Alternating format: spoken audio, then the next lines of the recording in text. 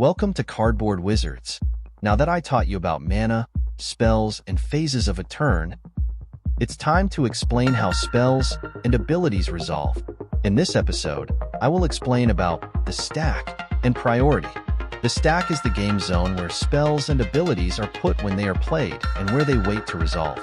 The stack system allows players to respond to the actions of other players before those actions take full effect, enabling interactive gameplay even with instantaneous effects. The stack can be understood as an imaginary line that spells, abilities, and effects will go before they resolve, where the last spell, ability, or effect will resolve first. Let's imagine a match between Player 1 and Player 2 as an example. Player 1 casts Lightning Bolt, targeting the Arbor Elf that is in Player 2's field. Player 2 casts Brute Force in response, also targeting Arbor Elf. Brute Force resolves first, giving Arbor Elf +3/+3 until end of turn. So, when Lightning Bolt resolves, the elf is no longer a 1/1, so it is not destroyed and stays on the field. Note, damage does not lower toughness values. When a creature takes damage greater to or equal to its toughness in a turn, it is destroyed.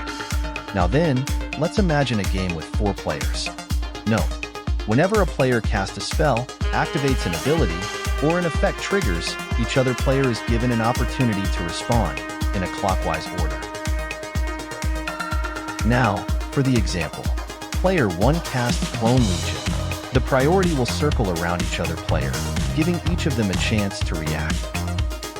Player 2 gains priority and responds with Negate.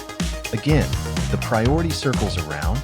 Player 1 and Player 3 gain priority sequentially, and both decide to do nothing. Lastly, Player 4 gains priority and casts Counterspell, targeting Negate. Again, the priority circles around, giving each other player a chance to react, then returns to the caster.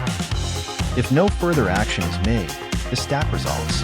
Counterspell resolves first and counters Negate, stopping its resolution. Then, Clone Legion resolves. Note, spells, abilities, and triggered effects use the stack. When a spell is on the stack, the only way to stop it from resolving is by countering it, removing its target from the field, or making it untargetable. You can use cards like Counterspell to stop a spell from resolving. For example, some spells and abilities target something. For example, Brute Force and Timberwatch Elf. Both cards grant a power and toughness buff to a target, in this case, a creature. Some cards can target different things and grant unique other effects. When a card that targets something, for example, Brute Force, loses its target because it left the field or became untargetable, it does not resolve. As an example, if we invert the order of the first example of this video, the Arbor Elf is destroyed. If Player 2 casts Brute Force, targeting Arbor Elf, and Player 1 casts Lightning Bolt, in response, on the same target, Lightning Bolt resolves first, dealing 3 damage to Arbor Elf before it can get the +3/+3 buff. Once activated or triggered, an ability goes to the stack, even if its source is removed from the game. For example, Temple Bell and Fecundity. If a player taps Temple Bell, turn it sideways 90 degrees clockwise, its ability goes to the stack. Even if a player destroys it, the ability will remain on the stack regardless. The same is true for Fecundity.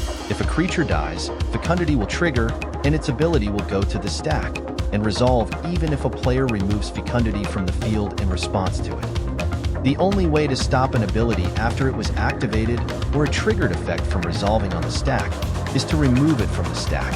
Cards like Stifle and Time Stop can do that. Thanks for watching. If you have any questions, please feel free to leave them in the comments.